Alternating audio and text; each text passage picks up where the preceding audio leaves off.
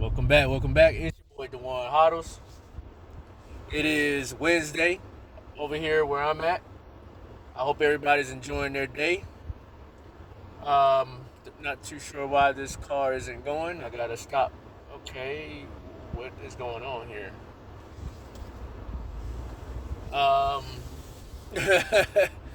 okay, I'm trying to make a video and maybe the car wants to follow me. All right, so guys, what we have recently is the SEC has gave a list of cryptocurrencies that a lot of people are talking about, um, because it's very crucial that we understand the reason why the SEC is looking at these particular cryptocurrencies as unregistered securities.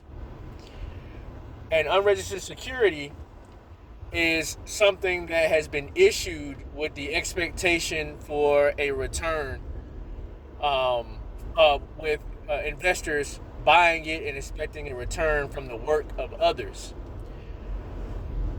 This is very interesting. I think Gary Gensler is very knowledgeable of cryptocurrency. I saw videos where Gary Gensler has taught classes on Bitcoin at MIT.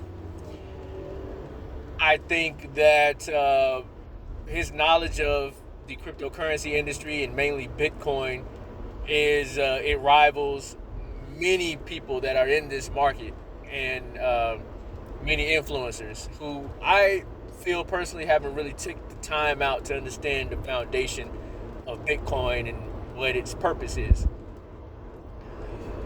I'm I'm not working for government agencies. I'm not a lawyer. I'm not a financial lawyer. I am a personal finance kind of guy, and I worked in that for a while. But just using common sense, I think the SEC is going to double down on their stance on vast majority of these altcoins being securities. So Bitcoin has been clearly considered a commodity, as I've mentioned time and time before. What does this mean for you as an investor? That's the question, right? Like, I know you're listening to this. Like, what does this have to do with me?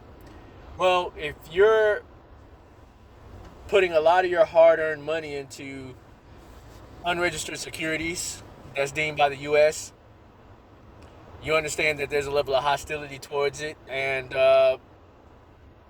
what's your best bet for financial freedom, which would come in a bull market, which would typically come with the influx of new capital to what institutions are legally able to buy, to what brokers are legally able to buy for their clients, all right, without getting their clients to lose money. We're in the age of the institution. We're no longer in the age of the retail investor. The retail investor is not able to move markets the way that they have in the past, mainly because the market caps of these cryptocurrencies are a little bit bigger, but at the same time, the retail investor is stretched out, particularly in the U.S. You think about the U.S. is going to be the driver for new capital to flow in. The namely because the U.S. dollar is the strongest currency, and that's able to have the most purchasing power for these digital assets. The retail investor in the U.S., from as far as I can tell, are probably strapped for disposable income. Uh, Household debt is at all-time highs, and the economy is beginning to feel the effects of slowing from sustained interest rates, high interest rates. All the while, prices still continue to go up. So there's been some news of layoffs starting. Um, in tech, white collar roles and so forth. Let me cut this AC down a little bit. Freezing in here like an ice box.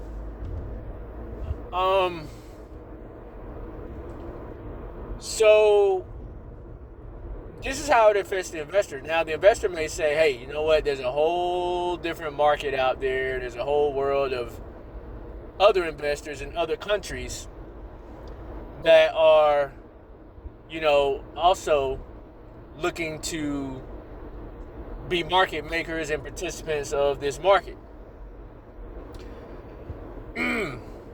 Tell me, which ones? Latin America? No.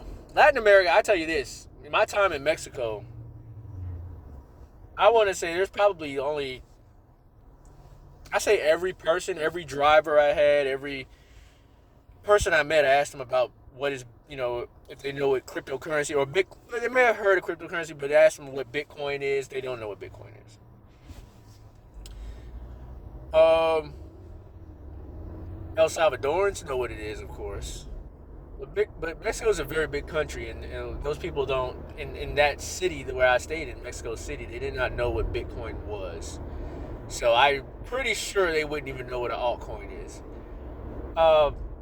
If I go to Colombia and ask them the same question, I would be confident that they would not know what Bitcoin is as well, or any of these 20,000 altcoins.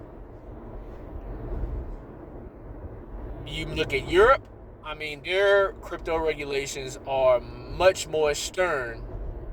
They have crypto regulations and they're stern. Much more stern than the US. Go to Dubai, where it's legal. I don't know Dubai's population, but I don't think it's a very big place. Russia, yeah, I would say that's pretty controlled. China, pretty controlled. India, not friendly towards cryptocurrency. Maybe a couple of countries in Africa. Guys, where are you getting this from about the rest of the world being open? They may not have laws against crypto companies, but as far as legalizing the purchase of it on a retail market, no. So now this leaves the retail investor at the mercy of the SEC, and this is what the retail investor is in denial about and has cognitive dissonance about.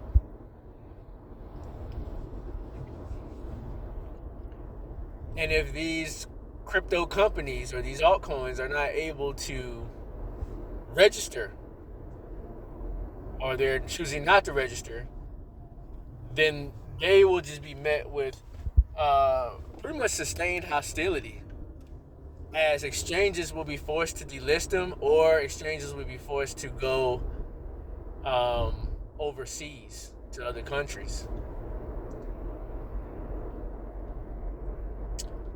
So yeah, interesting times. I just wanted to share that. Oh, we are under 10 minutes, so this is my thoughts. I'm gonna head out to the store, get me a pack of ground beef, and I just discovered this really delicious condiment to go on steak, to go with steak rather. I wouldn't put it on steak, but to go with steak, and to go with some ground beef. And that is horseradish, y'all. Horseradish. That is crack. Okay? Horseradish, yo.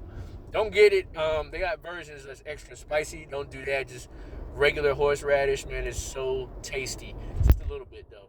All right, so I'm getting hungry. I'm out.